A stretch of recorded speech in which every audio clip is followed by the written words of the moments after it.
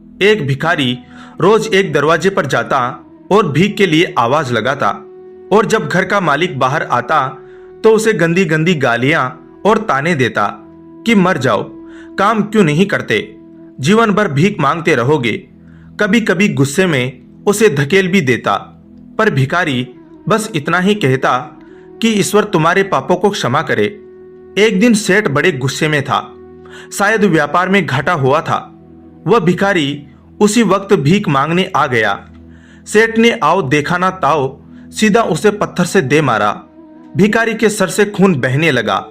फिर भी उसने सेठ से कहा कि ईश्वर तुम्हारे पापों को क्षमा करे, और वहां से जाने लगा। सेठ का थोड़ा गुस्सा कम हुआ तो वह सोचने लगा कि मैंने उसे पत्थर से भी मारा, पर उसने बस दुआ दी। इसके पीछे क्या रहस्य है जानना पड़ेगा। और वह भिखारी के पीछे चलने लगा। भिखारी जहां भी जाता सेठ उसके पीछे जाता। कहीं कोई उस भिखारी को कोई भीख दे देता तो कोई उसे मारता, जलील करता, गालियां देता, पर भिखारी इतना ही कहता कि ईश्वर तुम्हारे पापों को क्षमा करे। अब अंधेरा हो चला था। भिखारी अपने घर लौट रहा था। सेठ भी उसके पीछे था।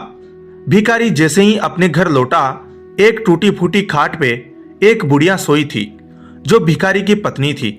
जैसे ही उसने अपने पति को देखा, उठ खड़ी हुई और भीख का कटोरा देखने लगी। उस भीख के कटोरे में मात्र एक आधी बासी रोटी थी।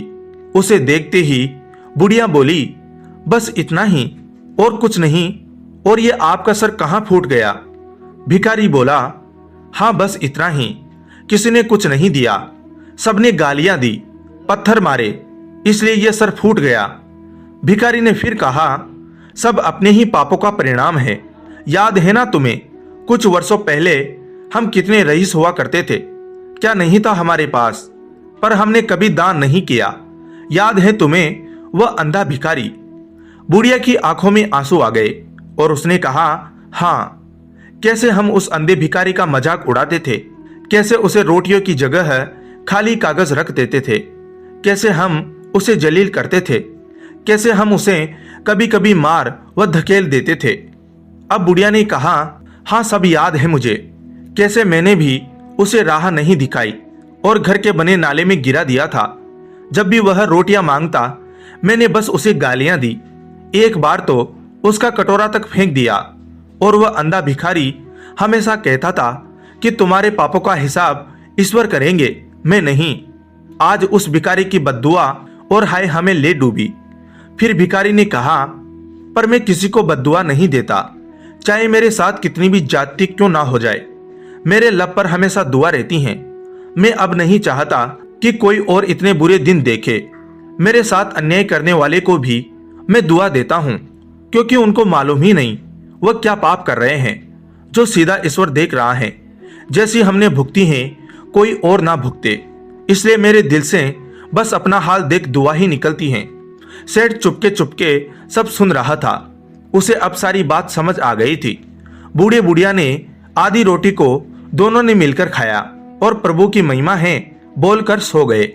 अगले दिन वह भिखारी भीख मांगने सेठ के यहाँ गया। सेठ ने पहले से ही रोटियां निकाल के रखी थी। उसने भिखारी को दी और हल्की सी मुस्कान भरे स्वर में कहा, माफ करना बाबा, गलती हो गई। भिखारी ने कहा, ईश्वर तुम्हारा भला करे, और वो वहां से चला गया। सेठ को एक बात समझ आ गई थी कि इंसान तो बस दुआ बद्दुआ देता है, पर पूरी वो ईश्वर कर्मों के हिसाब से करते हैं। दोस्तों, हो सके तो बस अच्छा करे। वह दिखते नहीं है तो क्या हुआ, सबका हिसाब पक्का रहता है उनके पास। धन्यवाद दोस्तों।